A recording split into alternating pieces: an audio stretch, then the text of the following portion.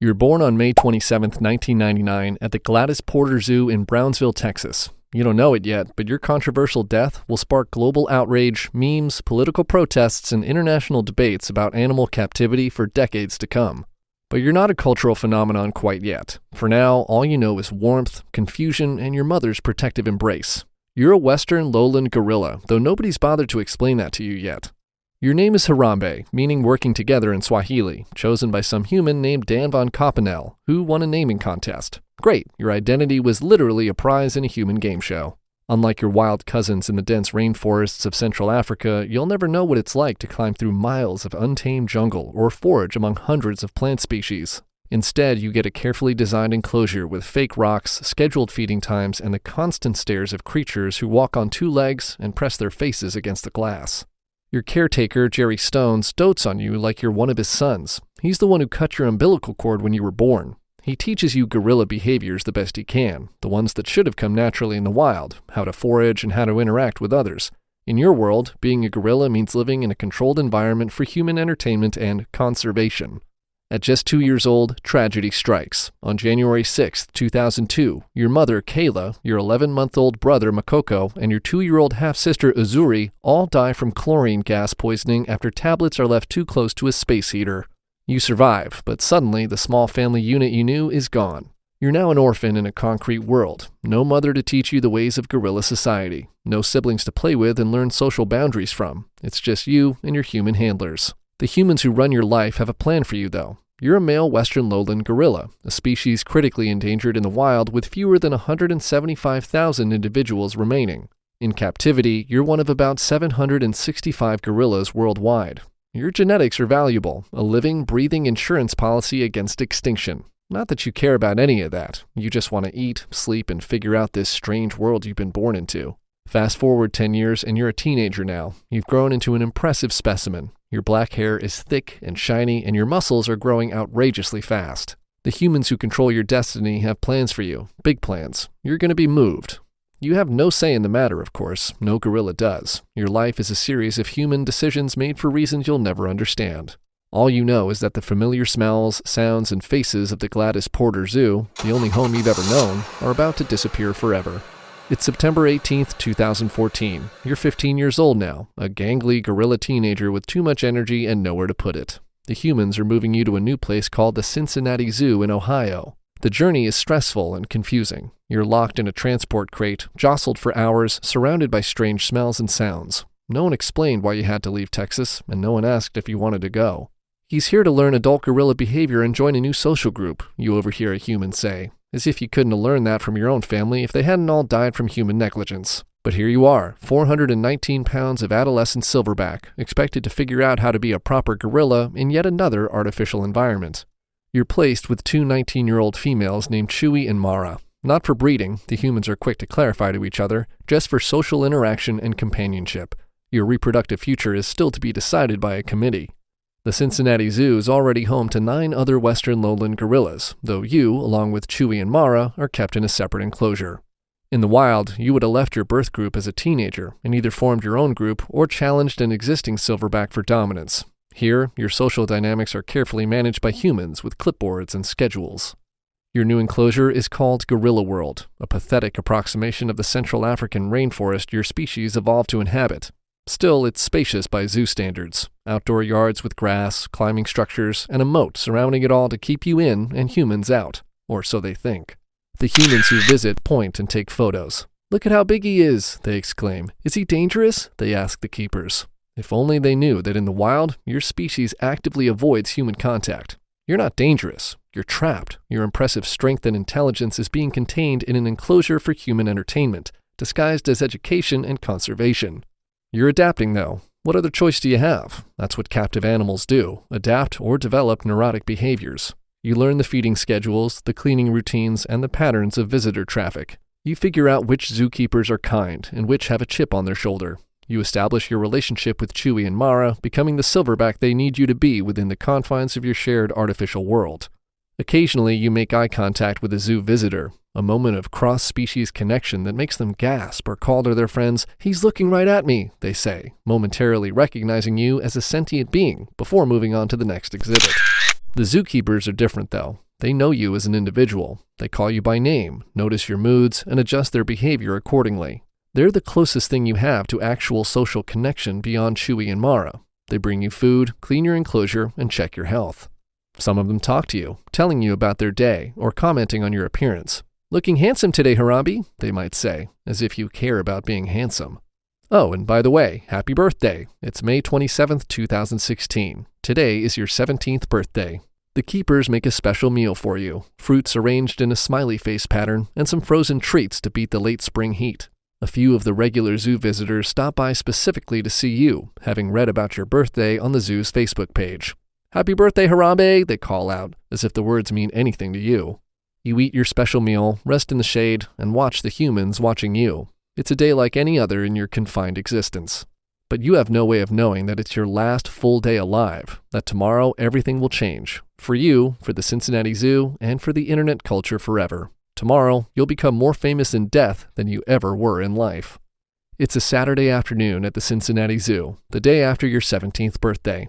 The temperature's in the 80s, and the zoo is packed with weekend visitors. You're in your outdoor enclosure with Chewy and Mara, going about your normal gorilla business. It's approaching 4 p.m., and among today's visitors is a 3-year-old boy. Like most human children, he's curious, impulsive, and completely unaware of the consequences of his actions. While his mother is momentarily distracted, he tells other zoo visitors he wants to get closer to you. No one takes him seriously. Who would? He's just a kid saying kid things. But he means it. The boy squeezes through the public barrier, a series of wooden posts and wires designed to keep humans out. He crawls through 4 feet of bushes, approaches the edge of your enclosure, and then the unthinkable happens. He falls. 15 feet down into the moat that surrounds your habitat. The moat contains about a foot of water, enough to make a splash, but not enough to drown the child. The sound catches your attention. You're a naturally curious creature, and something has just entered your territory uninvited. You move toward the moat to investigate. The zoo staff immediately activate emergency protocols. They call for all gorillas to return to the indoor enclosure. Chewy and Mara comply, heading inside as trained, but you don't. Maybe you're too curious, maybe you're confused by the commotion, or maybe you're just being a gorilla, investigating an unusual creature in your territory.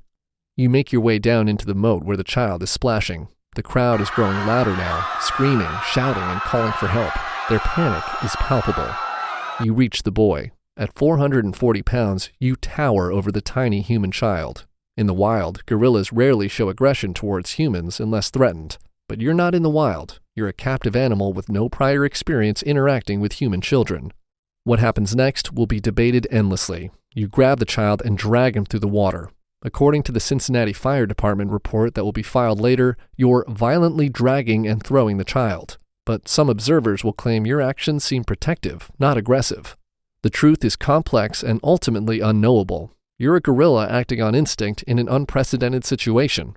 You prop the boy up when he sits in the water. You drag him when he tries to move away. Are you protecting him, investigating him, playing with him, threatening him? Even primate experts will disagree. The boy is being moved around forcefully. The situation's escalating. The crowd's screams grow louder, which only agitates you further. You display strutting behavior, walking with legs and arms stiffly extended to appear bigger. It's a bluffing move, but one with inherent danger given your immense strength and the fragility of the child. The zoo's dangerous animal response team arrives. They have a very hard decision to make, and only seconds to make it. The boy is between your legs. You're unpredictable and growing increasingly agitated by the crowd. A tranquilizer could take 20 minutes to work, if it worked at all on your adrenaline-charged body. Time the child might not have, and the dart's impact might agitate you further. The team makes their call. Lethal intervention is needed. A zoo worker raises a rifle. You never hear the shot that kills you. A single shot in your 17 years of life, your journey from orphan gorilla in Texas to Cincinnati Zoo silverback, ends instantly. The child is retrieved and rushed to the Cincinnati Children's Hospital Medical Center. His injuries are non-life-threatening, and he's released from the hospital later that night. You won't know this, but the boy will be fine. You, however, are gone forever. Your body is removed from the enclosure. The zoo closes early that day, and the internet explodes. You're dead, but in a strange way, your story's just beginning. Within hours of your death, the video of your final moments goes viral. It's filmed by an anonymous bystander, uploaded to YouTube, and shared across every social media platform. The Cincinnati Zoo releases a statement. We are heartbroken about losing Harambe, but a child's life was in danger and a quick decision had to be made. Zoo director Thane Maynard explains, "The child was being moved forcefully. The situation was dangerous. This was not a gentle thing." But the internet isn't satisfied with this explanation. The world divides into factions, those who believe the zoo made the only possible choice, and those who believe you were murdered unnecessarily. #Justice for Harambe begins trending.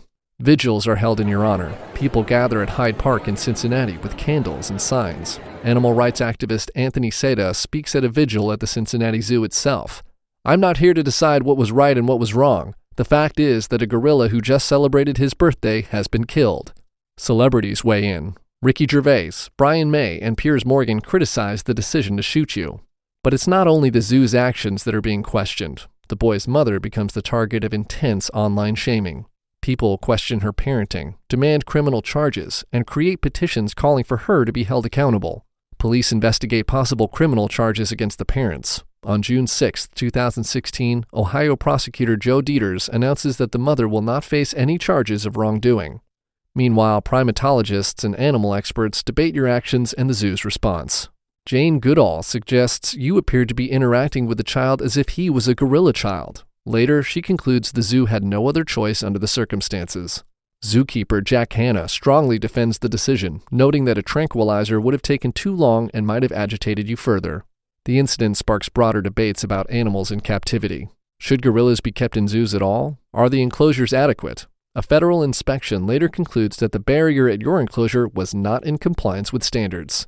But something else is happening too, something unprecedented. You're becoming a meme. It starts with genuine mourning and outrage, but then becomes dark humor, and then absurdity.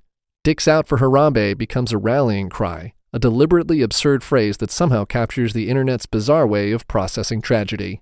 You become the subject of countless memes, jokes, songs, and tributes. People who never knew you were alive suddenly can't stop talking about you in death. Your name appears on signs at sporting events, political rallies, and even music festivals.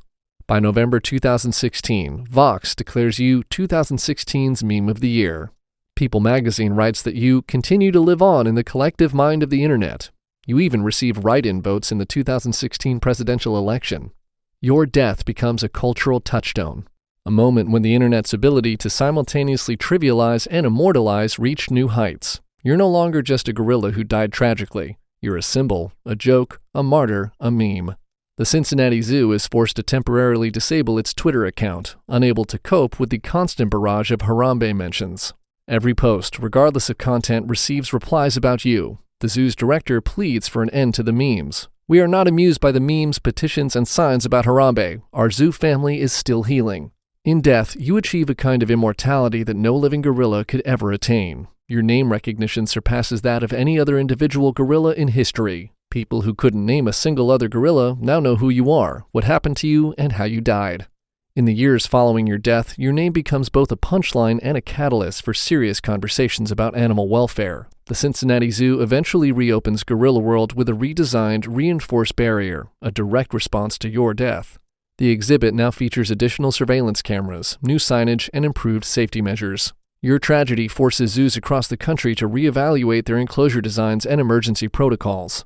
Your species continues to face extinction in the wild. Western lowland gorillas remain critically endangered, with habitat destruction, poaching, and disease threatening their survival. The irony isn't lost on conservationists. A single gorilla in captivity generated more public attention than the plight of thousands in the wild.